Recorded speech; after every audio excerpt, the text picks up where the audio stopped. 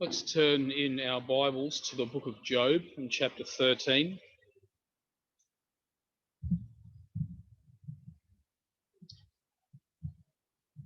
I'm sure we are all reasonably familiar with this Old Testament saint. Nevertheless, let's just remind ourselves of some facts concerning him and what this book is about. So the scholars tell us that Job probably lived around about the time of Abraham, and he comes to us very highly commended by God. We're told in the first chapter that he is blameless, that he's upright, that he fears God and he shuns evil.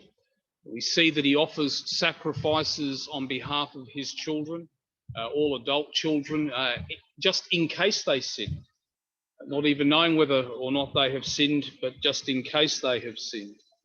And he's presented to us as a very wealthy and successful man. If you go through the livestock that he has of donkeys and sheep and camels, it runs into the thousands. He's blessed with 10 children. I think it's 7 sons and 3 daughters. And he is described to us as a man without equal, a man who was blessed, a man who was noted for wisdom and reputation. He was one of the elders who would sit at the city gates in order to judge over matters. So he was a man of good reputation, wisdom, and fair assessment.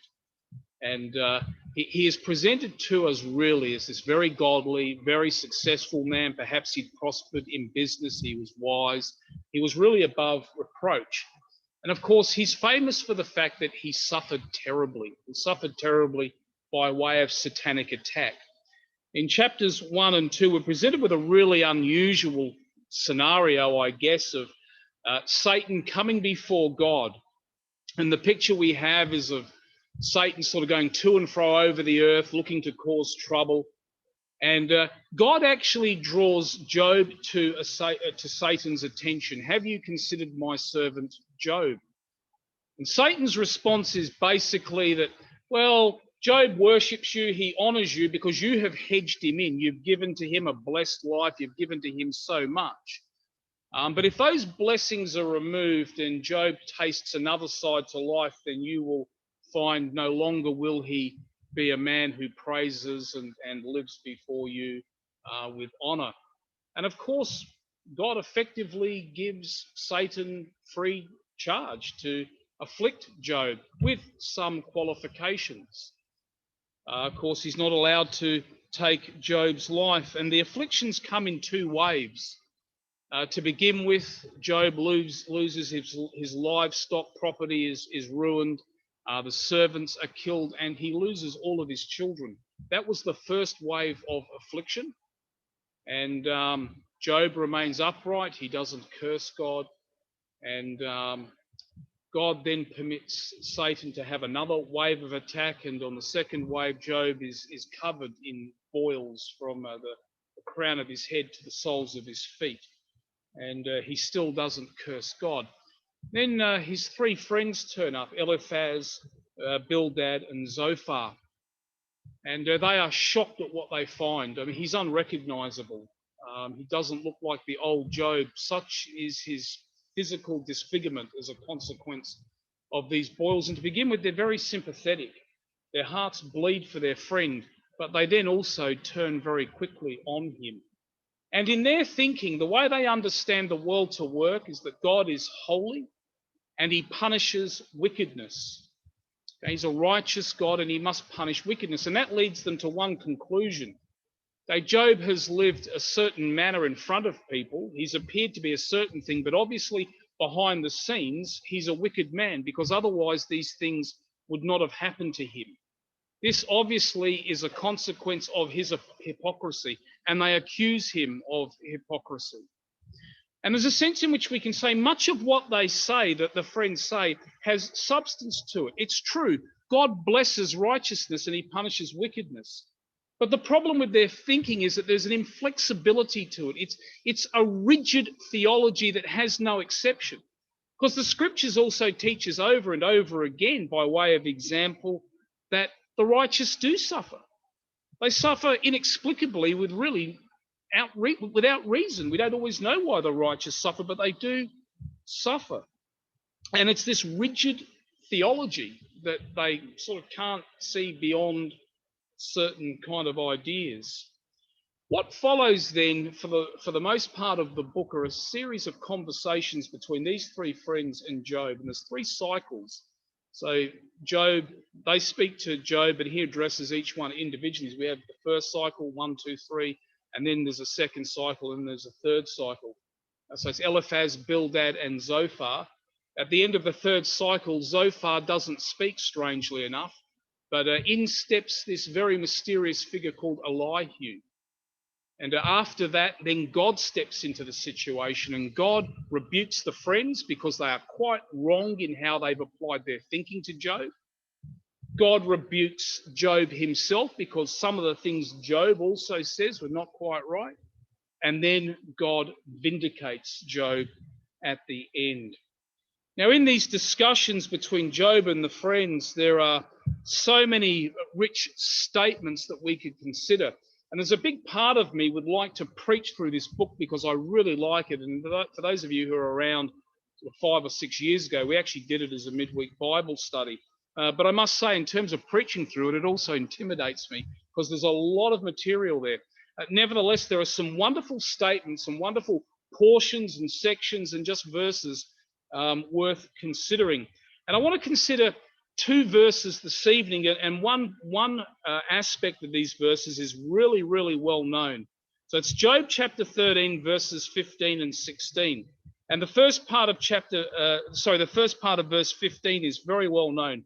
Though he slay me, yet will I trust him. Even so, I will defend my own ways before him.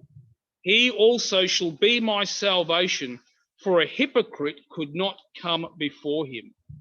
I mentioned before that there are 3 cycles. This is the end of the third cycle. This is Job speaking to Zophar, addressing Zophar when he says this.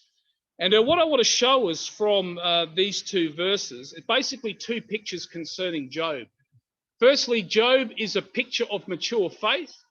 And secondly, Job is a picture of a good conscience.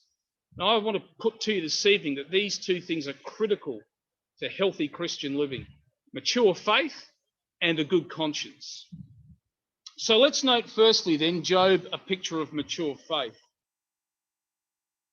What we see here and we see elsewhere so clearly put before us is the fact that Job understands the sovereignty of God. He accepts the sovereignty of God. Job says in this very famous affirmation, though he slay me, though God slays me.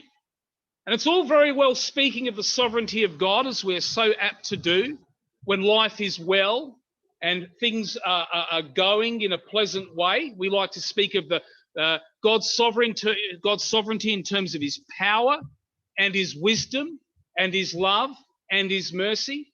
But what about when things are not going so well and life isn't pleasant and things are not falling into place as we would like? What about when pain enters the picture and the pain is acute? So many Christians become disillusioned when life becomes difficult.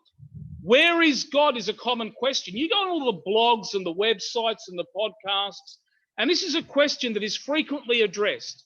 Suffering Christians, where is God? And it's almost as though God has abandoned them, or in some way he has deceived them. It's as though Christians feel that they have a right to things falling into place and everything going well. And when things don't go well, where's God? Has he abandoned me? Has he deceived me? He's not doing what I expected him to do.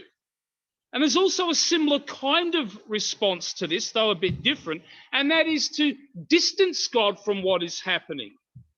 He's removed from the pain as though he has no part to play in it whatsoever. And there are many Christians who speak about God merely allowing things to happen.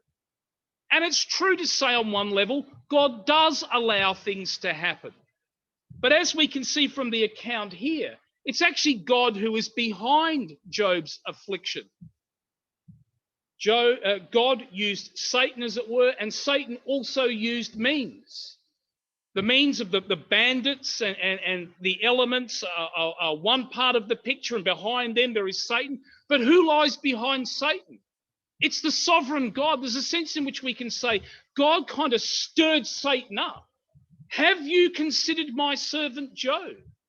God was not distant and far removed from what was taking place. He's at the heart of it. And a lot of Christians speak purely of God allowing things.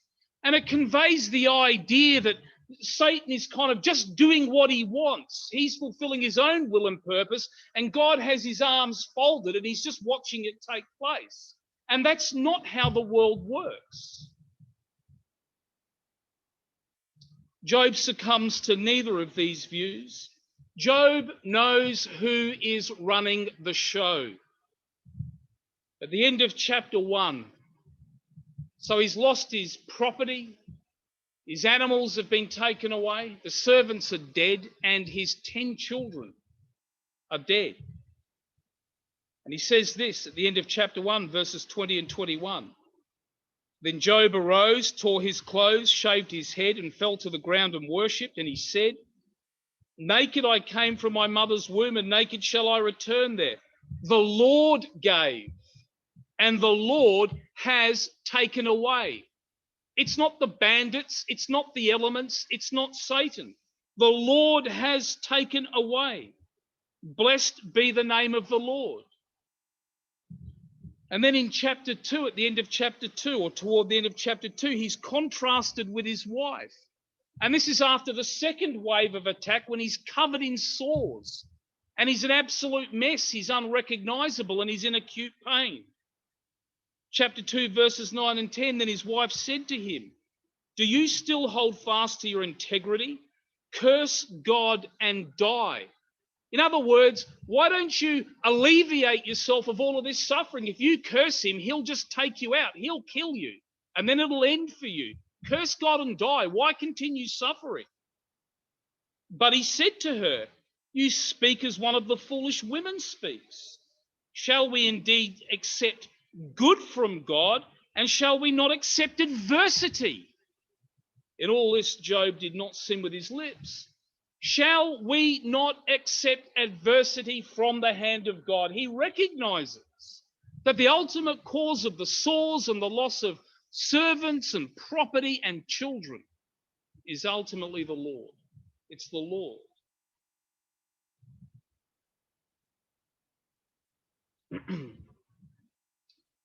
Now, when it comes to Job's wife, I'm not certain that she was an unbeliever, as many of the commentators would have us to believe.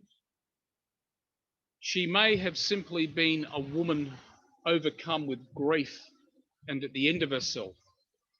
And one thing that's apparent in the Bible when we read through it, when God's people are severely afflicted, they don't always respond well.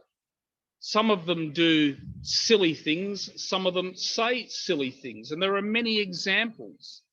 Abraham jeopardized the welfare of his wife by lying. David feigned madness before the king. We see that Peter, under duress, denied that he knew Jesus Christ. He did the unthinkable, said he would never do it. But he did, not once, but 3 times. There was no actual even threat to his life. But such was his anxiety and his sense of fear on the occasion, he couldn't stand up to it. And he wanted nothing to do with Jesus, and sort of at that point washed his hands. I do not know who this man is. He began to curse and swear. God's people under duress don't always respond well. And I think that's quite possibly the case with Job's wife. And perhaps what we see with her and with Job are 2 pictures, a picture of immature faith and a picture of mature faith. Immature faith on the part of the wife. Faith with shallow roots. Faith without much understanding. Faith without much substance to it. And on the other hand, faith which was mature, healthy and growing. Faith which had deep roots and was grounded in a good understanding of who God is. Faith, when buffeted, it did not blow over. Now, importantly, when it comes to Job and this picture of mature faith, I want us to note that it goes beyond just a stoic kind of acknowledgement that God is sovereign. Job's wife acknowledges that God is sovereign. Job's wife acknowledges that God's hand is involved in this situation. But unlike his wife, Job remains a worshipper of God. And I tend to think we have a woman here who would worship God and bless God when she was enjoying those meals with her children, enjoying all of the blessings and all of the provision. But now that things have gone wrong, no longer is she praising and worshiping, but she's cursing. But Job, on the other hand, he still worships. We go back into chapter 1, the Lord gave and the Lord has taken away. Blessed be the name of the Lord. He's still worthy of my worship. As painful as this situation is, and let's remember, he's lost all of his children.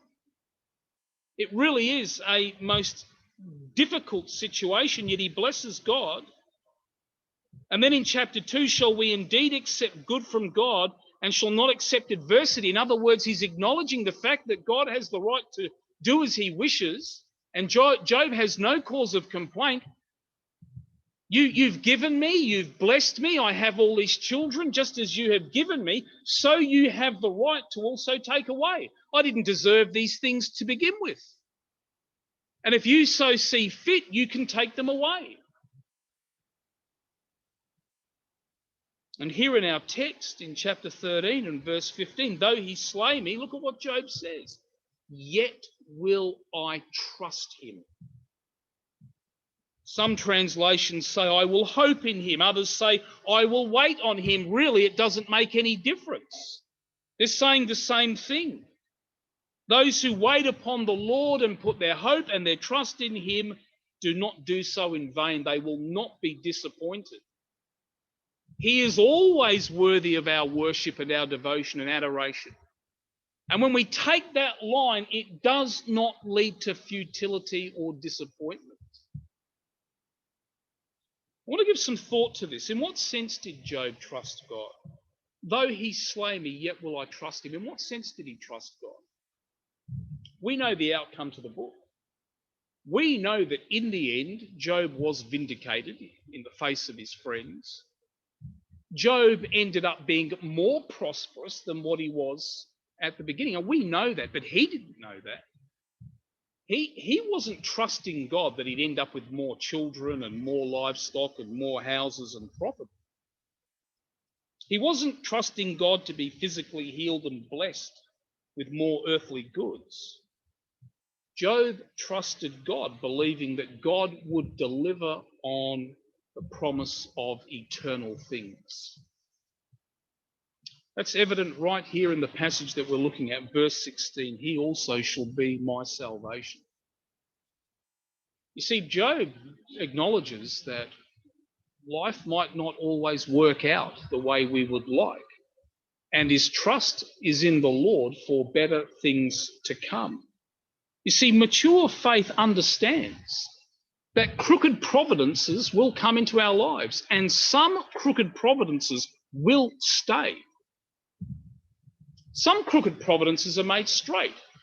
You may go through a time of being very physically ill and having physical affliction, and you become better. The crooked providence is made straight. Your marriage might be on the rocks and very difficult, and there's a lot of tension, and you think you're on the verge of a divorce, and by God's grace there is healing in the relationship, and the crooked providence becomes straight. But not all crooked providences become straight, according to Ecclesiastes, Solomon in Ecclesiastes. There are some things that God does not straighten out, and mature faith understands that. Job understands that. Mature faith is confident of what awaits beyond this present world. Verse 16, he also shall be my salvation. Now, the thing is, this is not an isolated statement. We see this fleshed out elsewhere in the book, this idea of Job looking ahead to better things. In chapter 14. Chapter 14 is a wonderful chapter. It's one of the well-known chapters in the book. There are a number of well-known chapters, and this is one of them. It's basically Job's ode to death. He says he makes some very memorable statements. Of course, the whole of the dialogue is recorded for us as poetry. It's actually poetic. And Job chapter 14 has made its way into the Anglican Book of Common Prayer. It's the graveside liturgy that Anglicans would traditionally use during funerals, and it's really appropriate to read it. It makes very somber reading, actually. Man who is born of woman, born a few days, and born to trouble. And Job, in this ode to death, says, we are like flowers that spring up and will die, and humanity is like a tree that's cut down. We have our life and then we're cut down. But it's very interesting in the pictures that he uses, and especially with regards to the tree being cut down. It's like the roots of the stump died, but the tree itself, given the right conditions and moisture comes upon it, actually begins to shoot with new life. And Job points this out. And there's a little hint there in that language of something beyond death. Our lives are cut down like a tree cut down, but death is not the end. New life for God's people will come. Note what he says is, this is chapter 14, note what he says in verses 13 and 14. Oh, that you would hide me in the grave, that you would conceal me until your wrath is past, that you would appoint me a set time and remember me. If a man dies, shall he live again? All the days of my hard service I will wait. Note this, till my change comes. Job is effectively saying, what a good thing it would be if I was in the grave and this trouble could pass over me. If you would put me into the grave and there I would wait. But don't forget me, Lord. On the appointed day, waken me up, as it were. Remember me, don't forget me. And then my change will come. Then my change will come. When he asks the question, if a man dies, shall he live again? It's rhetorical. All the days of my hard service I will wait till my change comes. What change is he referring to? He's referring to newness of life beyond this world. What about the famous verses or well-known verses in chapter 19, verses 25 to 27? Job says, for I know that my Redeemer lives, and he shall stand at last on the earth. And after my skin is destroyed, this I know, that in my flesh I shall see God, whom I shall see for myself, and my eyes shall behold and not another, how my heart yearns within me. Now, some of the scholars say we read too much of our New Testament theology into this, and that may very well be the case. We may suppose that Job understands more than what he actually does. Nevertheless, we still have to say, Job knew that there was more beyond this life. He was looking forward to a time when he would be vindicated before his friends, a time when he would see his Redeemer on the earth. Job most certainly believed in better things to come. We know that's the case anyway because he offers sacrifices for sin. He believes in salvation. He believes in deliverance from an eternal judgment. So faith trusts God for present help and blessings, no doubt. But that's only one dimension to faith. That's a limited dimension to faith. Faith connects us to that world which is yet to come. It sees into those future unseen realities. Hebrews chapter 1, verse 11. Now, faith is the substance of things hoped for, the evidence of things not seen. That verse is sometimes described as a definition of faith. It's not a definition of faith. It's a description of what faith does. What does faith do? It gives substance to things that we cannot see.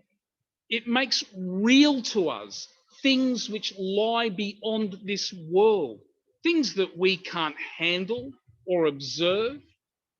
Things that we believe even though they are not around us. They lie in the future, in the unseen realm. We can't see heaven. We can't see a new created order. We can't see the new Jerusalem, the resurrected body. We can't see any of these things. But faith gives substance to them. Do you know, in the eyes of the world, we believe things which are absolutely ridiculous, madness. The recreation of the earth, the resurrection of the body, the new heavens, new Jerusalem. All of these things are crazy in the eyes of unbelievers. But you and I live for these things because we have faith. Our faith gives substance to them. This is Job.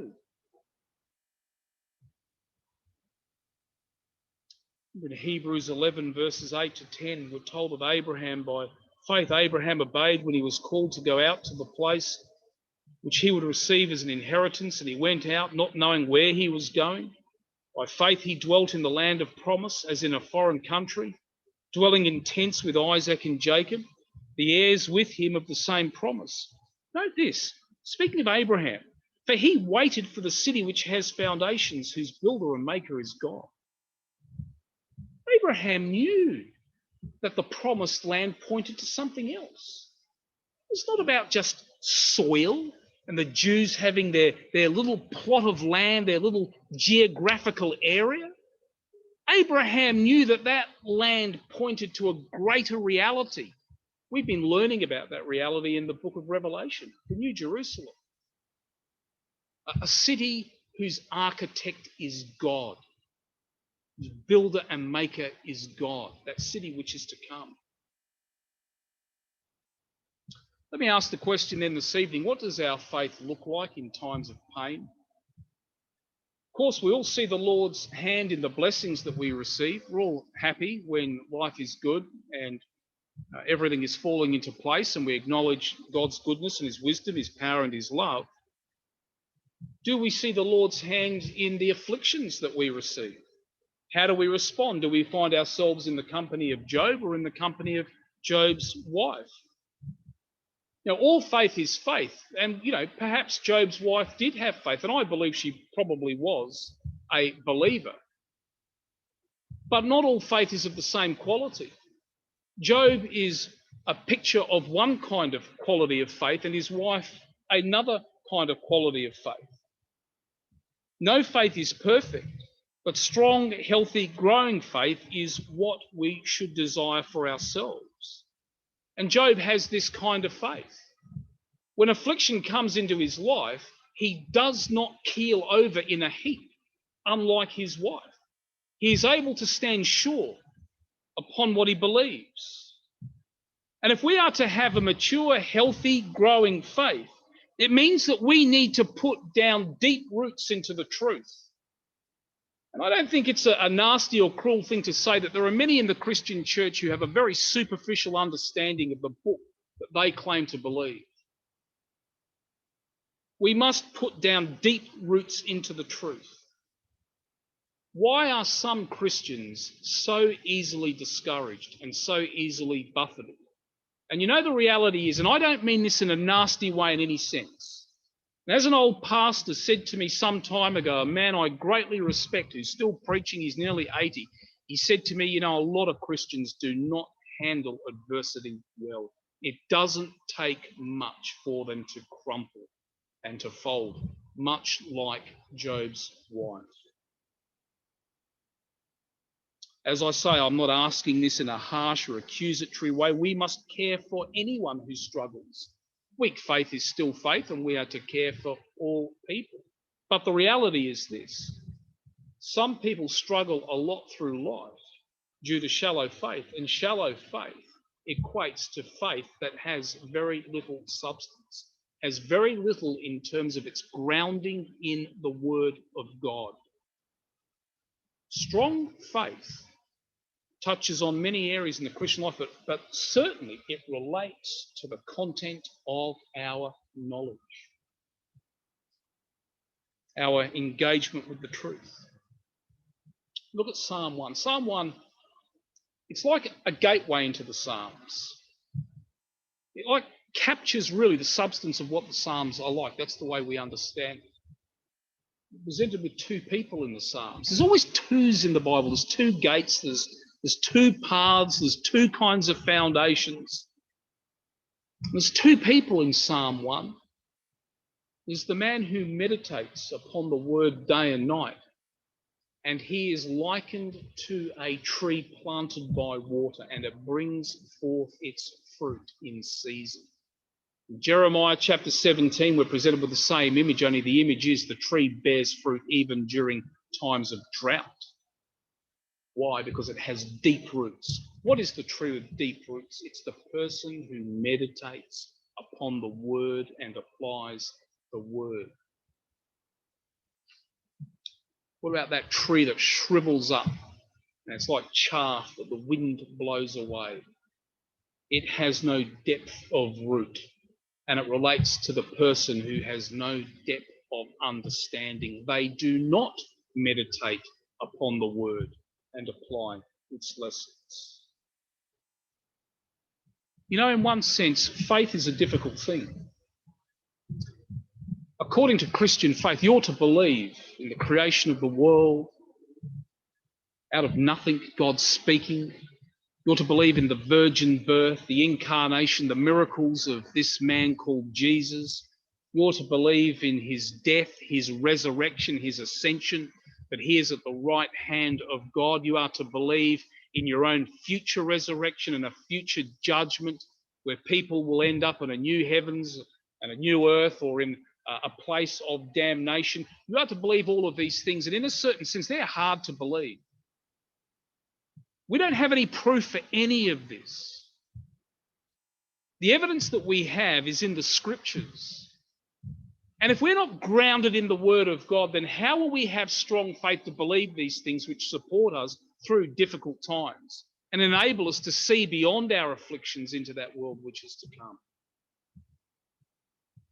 You know what? Faith doesn't just take care of itself. It's like health. I don't live the healthiest kind of lifestyle, and that has consequences for me. And I've been saying it for years, I need to improve, but health does not take care of itself. You need to get healthy, right? You need to exercise, you need to eat the right things, you need to address the issues that you have. And it's the same thing with faith. Faith does not just grow on its own. You don't just end up with healthy, strong, mature, growing faith. You have to pursue those things through prayer and through the word. Otherwise, you will forever remain immature. Your faith might be real, but it can be weak. It can be immature. It can be buffeted at the slightest thing. Faith needs to be nurtured, and it needs to be strengthened, and it needs to be cultivated, like a plant being fertilized and being watered and receiving sunlight. Let me say to you all, don't wait until the difficult days come and you find yourself without spiritual reservoir upon which you can draw. What we ought to be doing is growing our faith in the good times. So when the bad times come, we're actually prepared. It's like preparing a vessel for when the storms come at sea. It's made seaworthy, it's nice and strong, it's able to take the buffeting of the waves and the wind. And so it is with us. So many Christians find themselves in bad situations, and all of a sudden now they need to call upon the Lord and find some kind of hope somewhere from something in his word, rather than almost having a reservoir, a spiritual reservoir upon which they can draw, because they've already spent years in the word. They know the word. They know the Lord. Trees with deep roots survive storms and droughts. And not only survive, they produce fruit. All right, so that's my first point then this evening, Job, a picture of mature faith. I want to note, secondly, Job, a picture of a good conscience. Verses 15 and 16, or the second part of verse 15 and into verse 16. I will defend my own ways before him. He also shall be my salvation. For a hypocrite could not come before him. Let me just provide for you the flow of thought, and I'm going to do so just by paraphrasing these verses in the context. We go back and read through the chapter, what we find is that Job says to his friends that he's going to address God. He's going to actually speak directly to God. In verse 13, he tells his friends to be quiet. He's going to speak to God. In verse 14, he says that in doing this, he's basically going to take his life into his own hands. He's going to come before God and make this appeal, and that is a precarious thing to do. Even in an earthly sense, you can't march into the presence of the king and just make demands and try and vindicate yourself and, bring your appeal. You can only make your way into the presence of the king by way of invitation. Let us understand that this is not the new covenant like we have today and the confidence we have in Christ Jesus. Now, this is before the sacrificial system and all of that is established as well with Israel. And so Job acknowledges that to come before God in this manner is to take his life into his own hands. Verse 14, then comes the famous affirmation, though he slay me, yet will I trust him. And he's basically saying, I've experienced the pain of what God can do, yet I will trust him nevertheless with my eternal welfare because he is trustworthy. And he continues in verse 15. He says, I will defend my own ways before him. In other words, I will plead my cause before him. Verse 16, he is my salvation. I am confident because I am not a hypocrite. And it's interesting to gather the whole flow of thought. Job acknowledges the fact that he's a sinful man. He knows that he's not perfect. Yet at the same time, he believes that God will be tolerant to his appeals. Job is not perfect. He is sinful, but he has lived a repentant life. He offers sacrifices to God. He trusts in God's character and he is sure that God will not wipe him out. But even if God does wipe him out, if God does take his life, he has the assurance that he will be delivered from eternal destruction. Maybe God will snuff out his life in this world, but he trusts God for salvation. He believes that he is eternally secure. Job will emerge in the eternal state, a new and better man. But what I want to do here with this second point is I want to pick up on this statement of Job's. In verse 16, a hypocrite could not stand before him. A hypocrite cannot come before God and expect to be received. I want to make the point that you can't have healthy, mature faith, growing faith, if you don't have a good conscience. Job has a good conscience. He knows he is not a hypocrite. And just so there's no misunderstanding when we think of what a good conscience is, a good conscience is not self-righteousness. It's not feeling pleased with ourselves. A good conscience relates to sincerity in the things of God. A good conscience is to know that we genuinely desire righteousness in our lives. We don't behave one way in front of other people and another way when we are on our own. A good conscience is a clear conscience. It means that we are not carrying around the baggage of deception and duplicity. Mature faith recoils at the idea of hypocrisy. Mature faith loves godliness and it outworks itself with integrity. And the scriptures speak to us frequently about the necessity, the absolute centrality and necessity of living before God and before man with a good conscience. It's all a part of what makes faith healthy. I want to note a couple of verses in 1 Timothy chapter 1.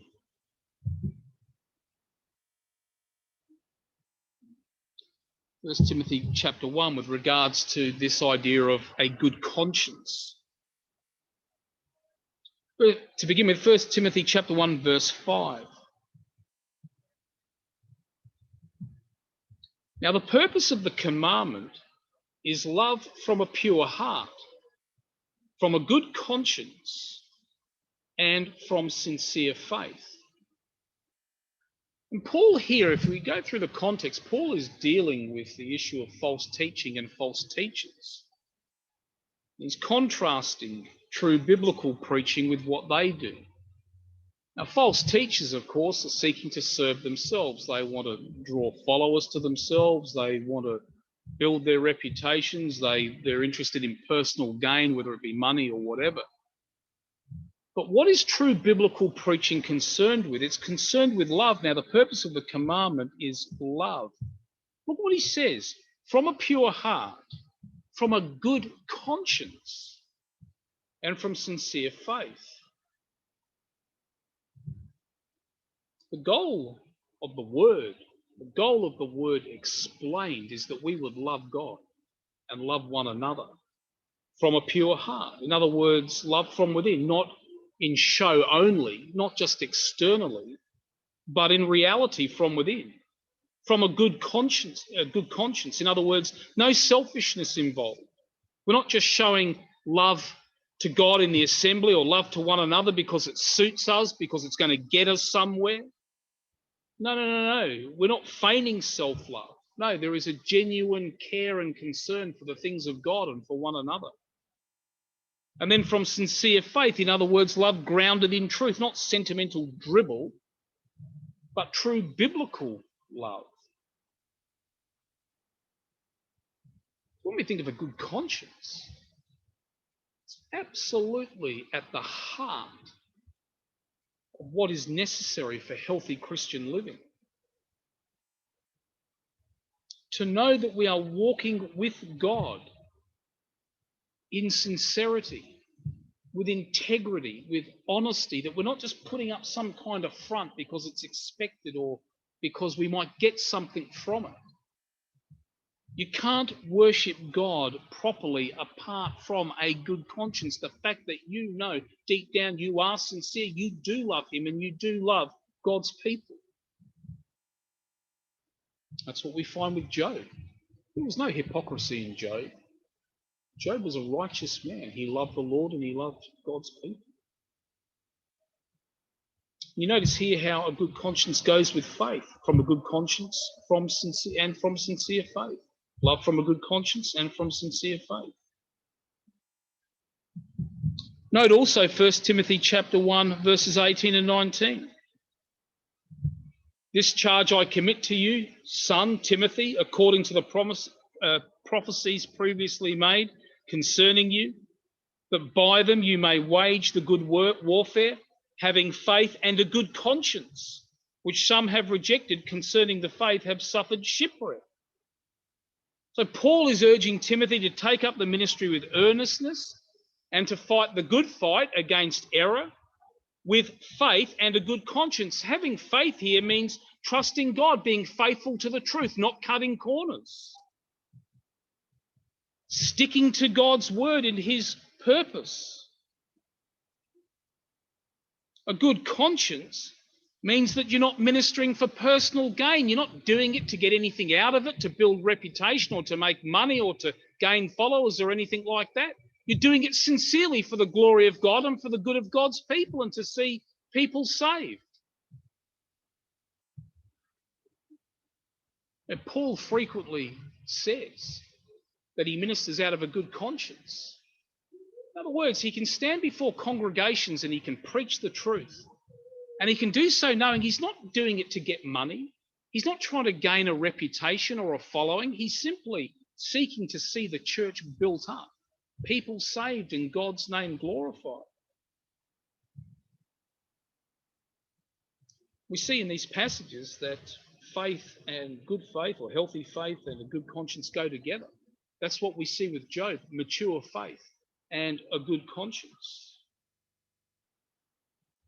So when it comes to Job, he lived before God with integrity. He lived by what he understood. We don't know everything that Job understood. It's such early days in terms of salvific history and knowledge. We don't know how much he understood.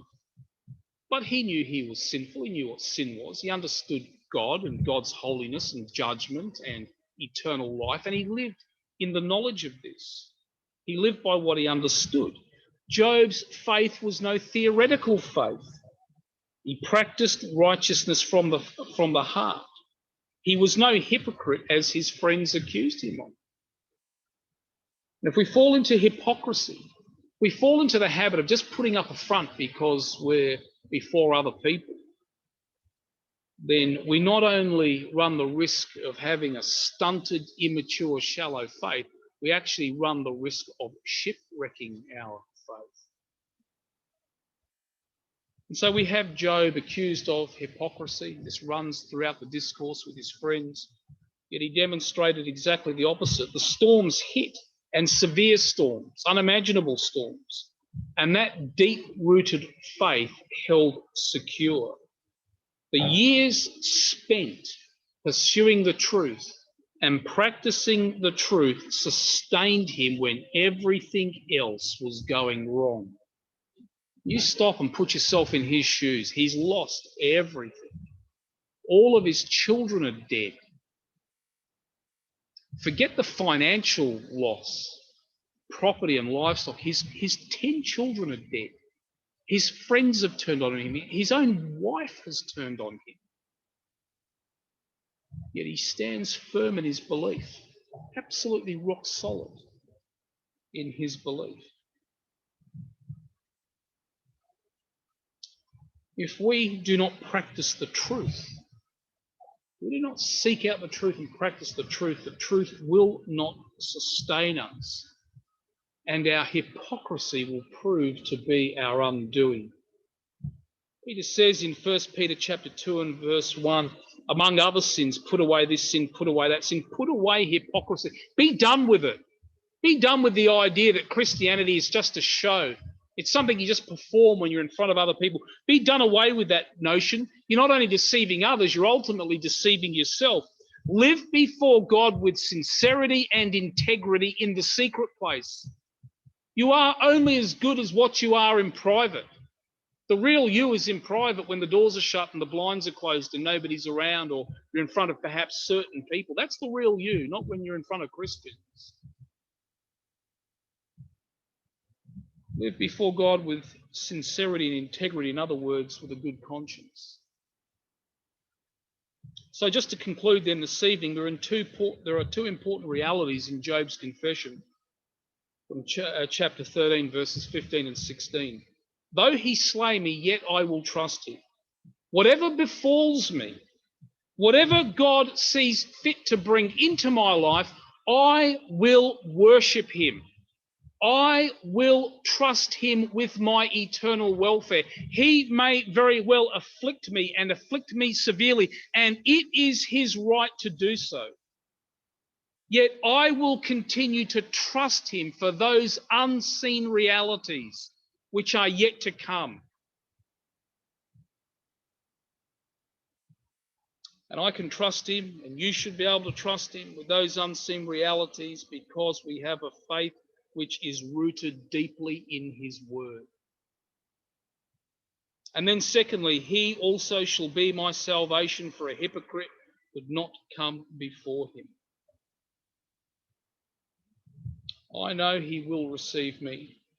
And this ought to be our confession, because although I am far from perfect, yet I believe the truth concerning him and sought to live accordingly to that truth. I may have my faults and my sins, yet I am no hypocrite. I have believed and I've sought to live righteously. In good conscience, I can say, I trust Christ, I love Christ, and I've sought to honour him. Within the context of my failings, I have lived repentantly. These are the confessions that we must be able to make about ourselves. These are Job's confessions. May the Lord enable us all to have them as our own confessions. Amen.